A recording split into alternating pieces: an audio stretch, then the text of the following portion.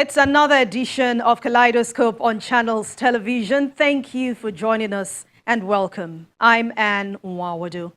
Our discussion on Kaleidoscope today focuses on the interventions of the rebranded Stephen Akintayo Foundation and the business arm of GTEXT Homes, as the CEO, Dr. Stephen Akintayo, highlights the organization's contributions to the real estate sector in Nigeria.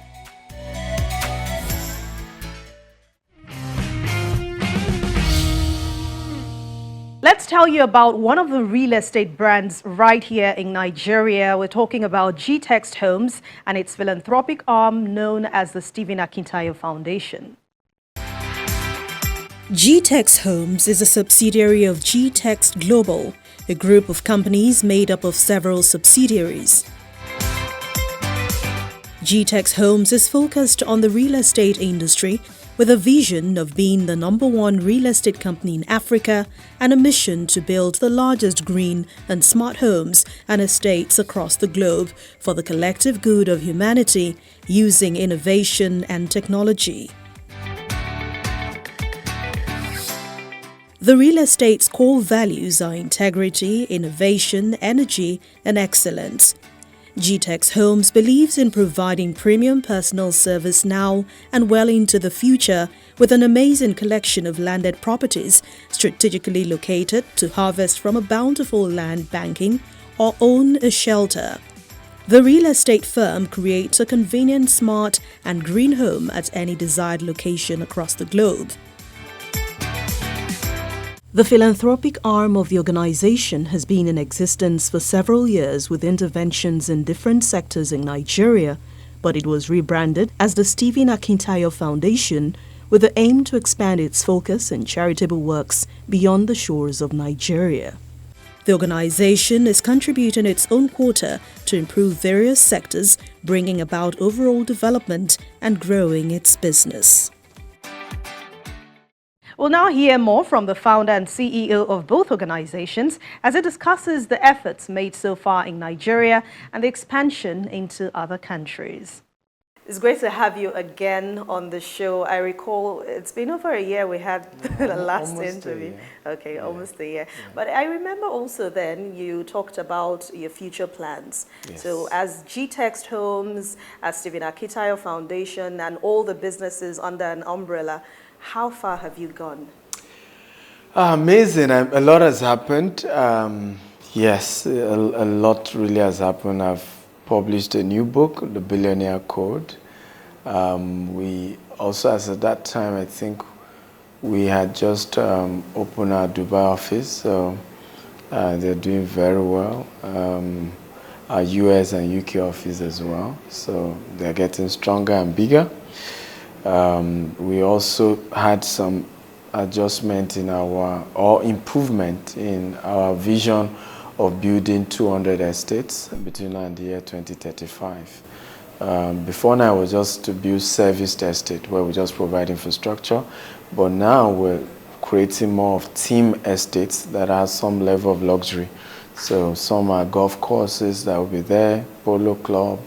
We're creating artificial lakes in some, and quite unique concept that we've since introduced. And construction has started. We've had to get in a lot of top professionals because of the issue of incessant bidding collapse. We had to get a new CPO whose last project is 112-story building in Dubai, who now oversees most construction. I know in Nigeria, highest you are even going is less than 30 stories. So you have somebody who's done 102 stories. So we're solid. I can imagine. And we also talked about the green or smart estate then.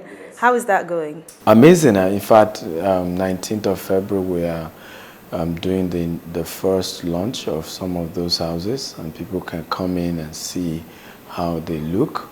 And the unique concept that we're building for the Nigerian market. But of course, in Dubai, a lot of the properties we sell are green. They are smart, some not 100% green, but most of them are smart homes.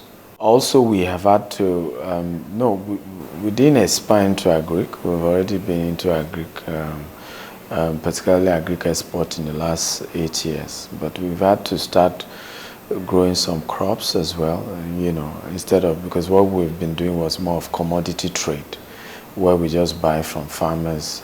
But we had to then get a farm in Oyo State where we planted cashew, and this year we started harvest. We're currently harvesting some of those farms, the cashew we planted. And cashew takes 4 to 5 years before you harvest.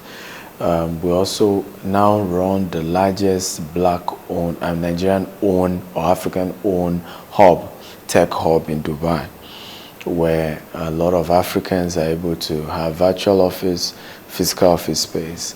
It's difficult to really run your business, particularly having a corporate account in Dubai. All that also we've been able to help a lot of businesses. Some also who are not resident in Dubai but wanted a virtual representation, because they have clients.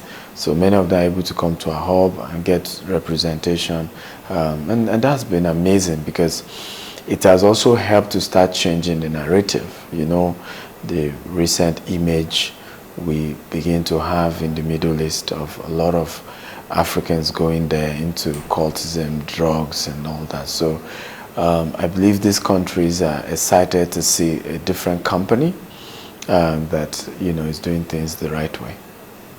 I see you pay lots of attention to the younger generation. Is there a reason why you focus more on them?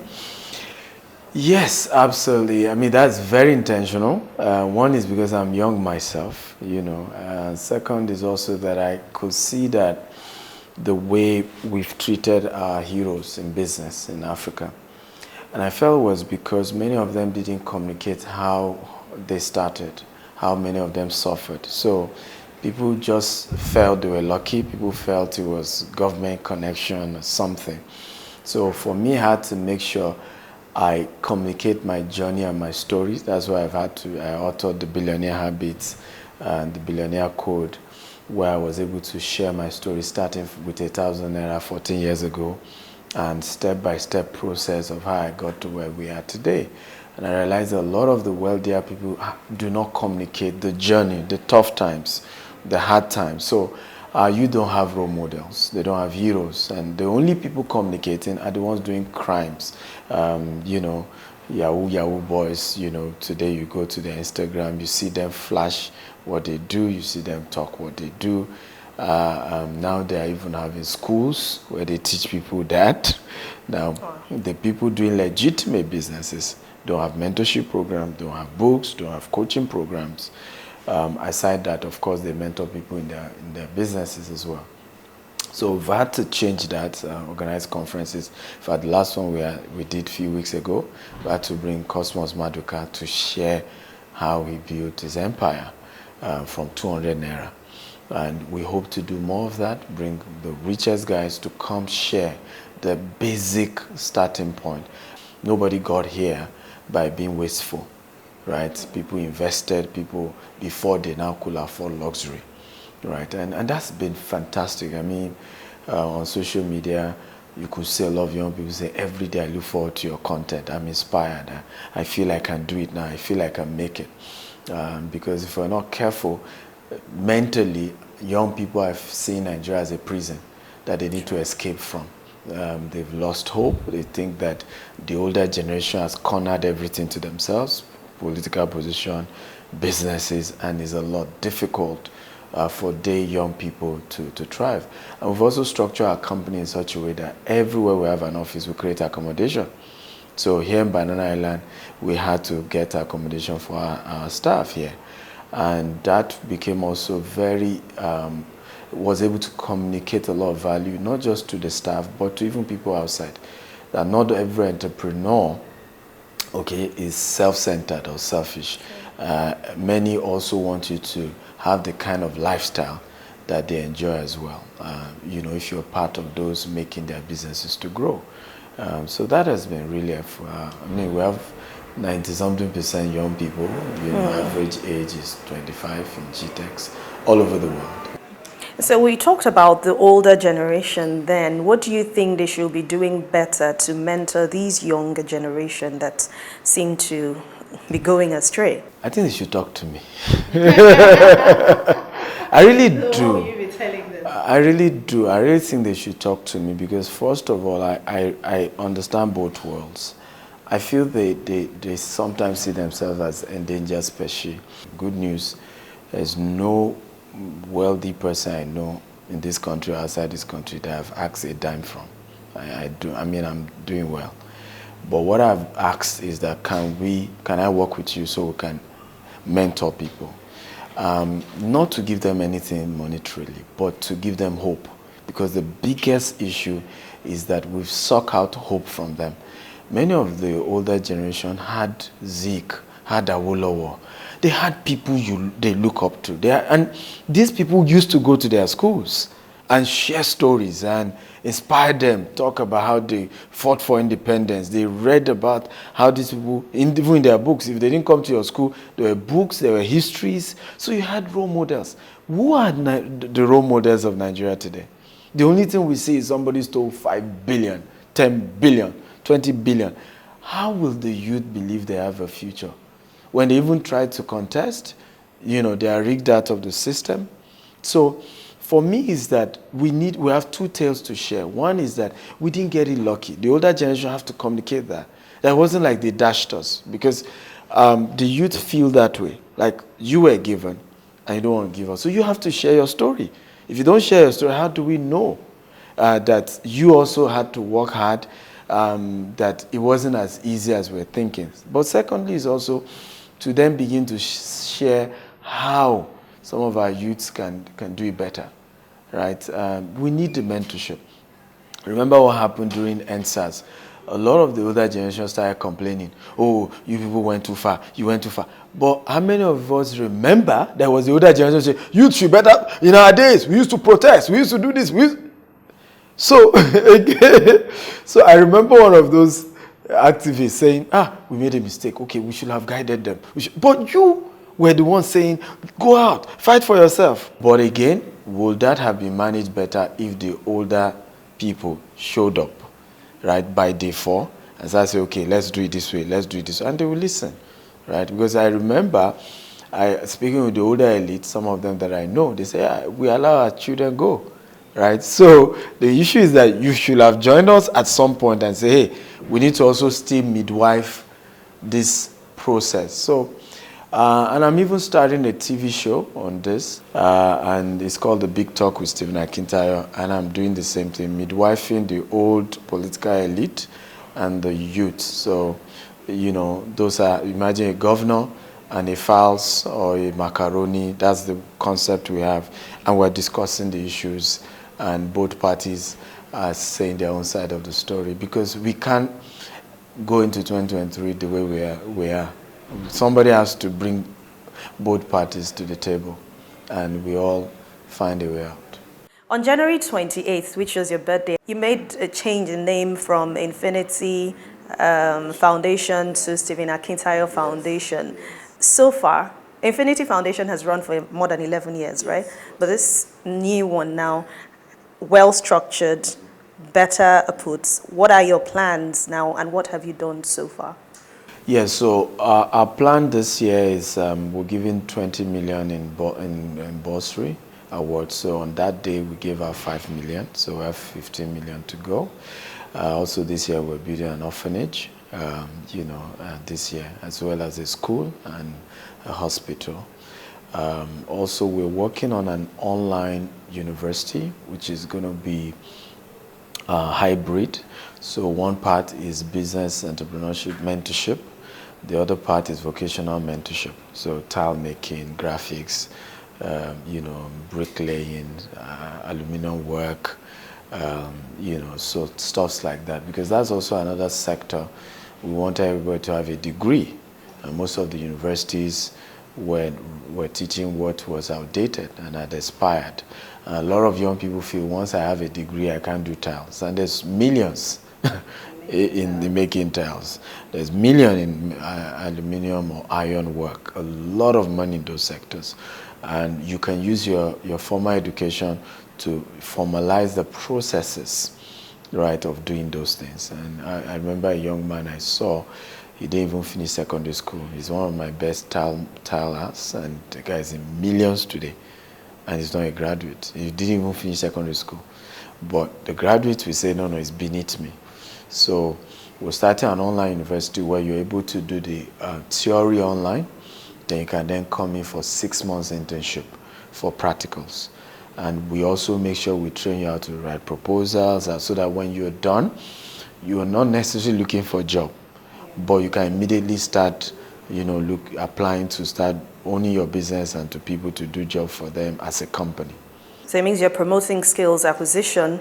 It doesn't have to be white-collar jobs for everyone who graduates. I think that's a major area that we need to work on, a major area, because, not all of us can get a white-collar job, In fact, some of us who are doing well today, you could see me in this office, but you need to see me on site, trying to measure our land, acquiring new land inside the bush. I remember one day I wanted to buy this land, so the seller was like, you're too tush, you can't enter the bush. I said, which one? Yeah, let's enter. We combed the entire, it was shocked, right? So many of us who have made money were people who really were ready to, fold our sleeves and do the real work. While we're Infinity Foundation, we've sent more than 5,000 kids to school. While we're named Infinity Foundation, we've done several projects. We had one of the projects we used to do called Mentor and Orphan, where we'll bring orphans to come watch movie with successful people, have lunch, and just know that they're important as well. And we're not just coming to dump and donate and disappear. No, you're human, you're important, you're going places. And so that is one of our amazing projects. We've also gone international. Now we have a foundation we work with in Dubai. We work with kids from Bangladesh. Many of them are subjected to child labor at the age of 5. Right? Is that bad? I've seen poverty in Nigeria, but it's another level in Bangladesh. At the age of 5, people are subjected to go and work in construction site, both male and female.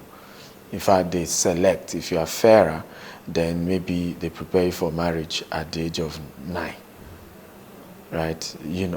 And you will see some of the mothers, because what the foundation did was to save mother and child.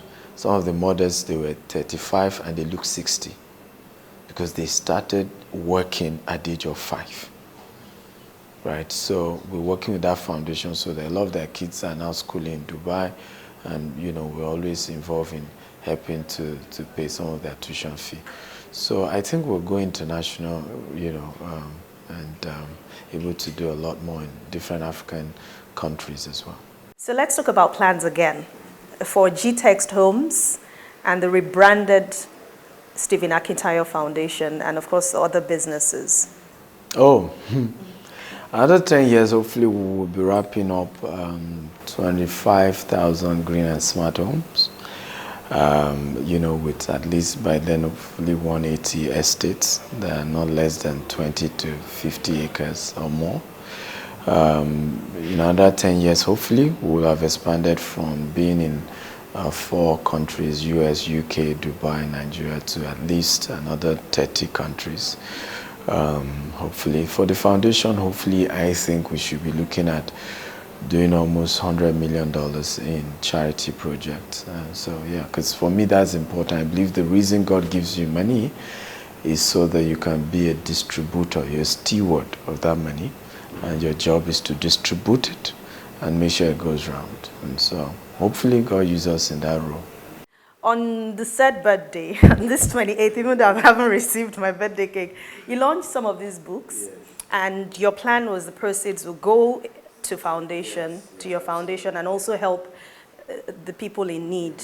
What have you been able to do so far, and what is about these books that you wrote? Well, so this is like the part 1, Billionaire Habits, and then the you can call the sequel, is now this Billionaire Codes. So because it was a Facebook series that turned to a book. Yes, so it was so long that we couldn't put in one book, and then we had to put remaining parts. And basically it was about habits of wealthy people. A lot of times we feel people are rich by being lucky, right? Some cultures even say it's destiny. But if it was destiny, you see that 90% of rich people did not inherit it. In fact, those who inherit it always end up losing it in their own lifetime. So obviously there are certain things these people do, right? From work ethic to faith in themselves, that they can make it despite their background, to prioritizing value ahead of money. Because oftentimes what you see with people who are not that much successful is me, somebody can help me, somebody can dash me, somebody. Meanwhile, you're seeing a rich man saying, what can we sell so that we can make more money? Both are saying the same thing, but their approach is different. Their habit is different, because your habit determines your actions and your decisions, and your decision determines your destiny. So the book was really, really to open people up, because in Africa we don't write books. Wealthy people don't write books. Successful people don't write books. And in other climes, they do that. Bill Gates has a book. Warren Buffett has a book. Right? You can go on and say a lot of. In fact, once you make your first $1 million, you write a book about it. Right? We don't do that here. And that's why it's annoying that we're complaining, because the things we needed to do, we're not doing. And the goal, because that happened, the first one is the profit from it, then goes into what we're doing, with our foundation. And that we hope that a lot of those who are blessed by this book, beyond even the proceeds from the sales of the book, can later come back and donate and say, look, I read your book and it changed how I was able to view life and business, and today I'm worth X, and I'm coming back to donate to your foundation so that this can continue to spread. We're trying to work on the teenage version of the book. Maybe the words are more playful, we have some things in, and that can go for free to all secondary schools all over the world, because we don't teach money in the university, right? And the real reason we go to university is to, get a degree, get a job, so we're making enough money to pay our bills. Yet we now don't discuss the subject of money in the university, and which is the reason why people are not rich. So the university has been turned to theory. Yeah, that's why many of the rich people today, all over the world, many learned informally, and their apprenticeship even is better. The Igbo apprenticeship model is even studied in Harvard now. It's a lot more effective in helping people to be wealthy than even the theories they read in the university. And that's part of what we share in the book. Go and look at somebody who already embodies what you want to be, and go and serve them. Right? Work in their company for a few years and use that to learn the business. Because, for example, there's journalism and there's the business of journalism. Two different things, right? And until you go and learn from somebody who understands the business of journalism, in many cases they didn't even study mass communication in the university. Many of them didn't, but they understood the business and ended up owning the business. And then sometimes you see the people who study the course are not able to even own media houses themselves. The goal is, as business continues to grow globally, as you people keep patronizing us, we continue to do more to add value to the society. It's not easy, but that's why we're here. And 2022 is a great year. It's going to be a great year. You're seeing it already as a great year. Yes. Amen. Yes. And thank you for coming. Thank you for always having me. Thank you too. Thanks a lot. Yeah. Well, they say from what we get, we can make a living, but what we give makes a life. With that, we end the program for today. Thank you so much for watching. Don't forget, go to youtube.com/channelsweb, click on playlist, then scroll to Kaleidoscope, and you can watch and rewatch as many editions as you want. I'll see you very soon. Stay safe. I'm Anne Nwawadu. Thanks for watching.